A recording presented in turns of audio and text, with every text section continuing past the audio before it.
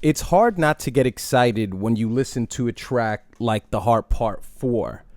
It's hard not to get excited because if you consider everything that Kendrick's done over the past few years, after dropping To Pimp a Butterfly and then out of nowhere coming out with Untitled Unmastered, you got to think, what else is there left for him to do? There's nothing else for him to do.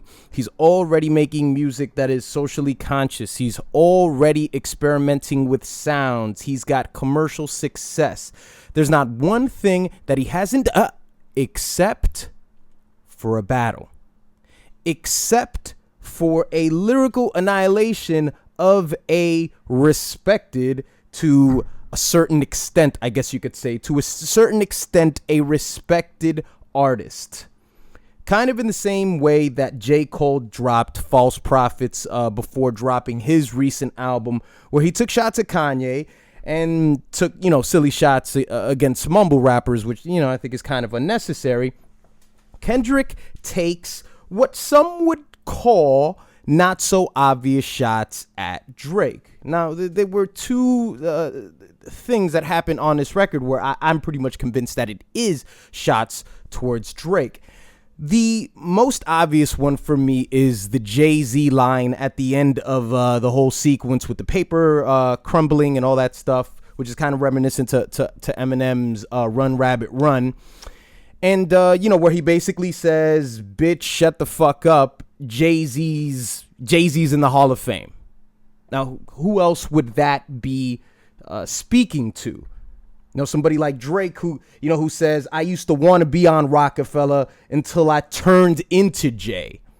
Now, Jay-Z and Drake have been taking shots at each other for years. I mean, obviously, Jay went at him on I Got the Keys. They've been going back and forth at each other, so that's really no surprise. The second one that's a bit more benign is the whole daddy sequence. When Kendrick just keeps going daddy, daddy, daddy. I think he says it about 3 to 4 times. He has this little this repetitious sequence. And this is Drake's British/Jamaican alter ego. He could be speaking to that. That one isn't as obvious as the first one, but I still think it's a shot. It's hard not to get excited for this because it seems like it's headed towards that direction.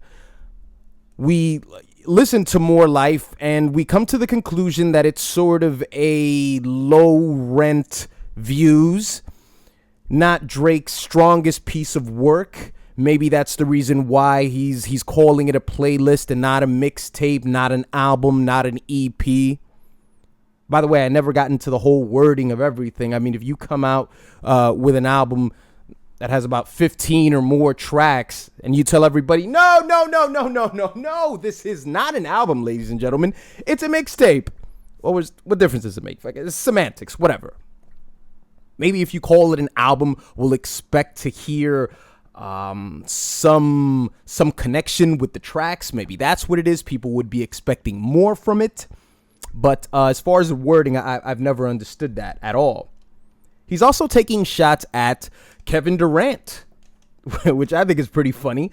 Kevin Durant, who obviously used to play on the Thunder, and he left to play with the Golden State Warriors, and then he sort of praises Russell Westbrook, threatens to maybe slap you the next time he sees you. So I don't know if all these things together are just shots at Drake or just your typical vague shadow boxing swings at an imaginary opponent.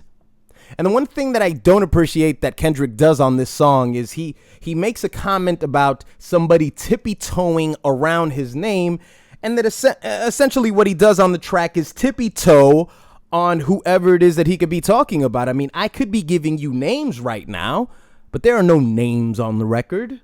It's just maybe a shot at Drake, maybe Big Sean. Some people are speculating that as well, though I don't hear it. You guys let me know in the comment section which are the Big Sean lines. But he's pussyfooting around the situation. This may be a promotional tool.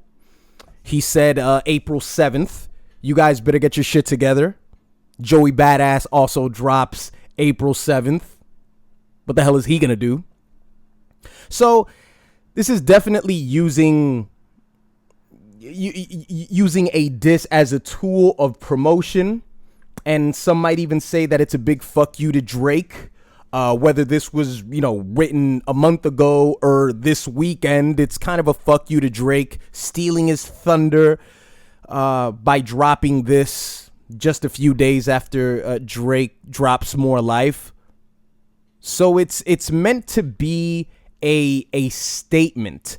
And I think at this level, most people would agree that the only thing left is to have a big epic battle. If we were to look at this in terms of the greats, people always draw similarities between rap and basketball. I mean, there's even basketball lines on this record.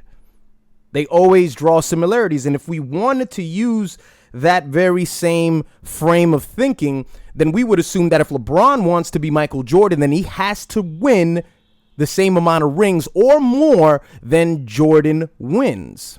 We're now having a conversation about Kendrick going down as one of the greatest of all time. He said it on the record. His name is solidified. It probably is. But dropping another classic album would put him in the conversation. Please, please, please, please, please stop mentioning all this stuff about Biggie. Please, please, please, please, please stop mentioning all this stuff about Tupac Shakur. They died before their time. If we are going to have discussions about the greatest of all time, speak to me about Jay-Z.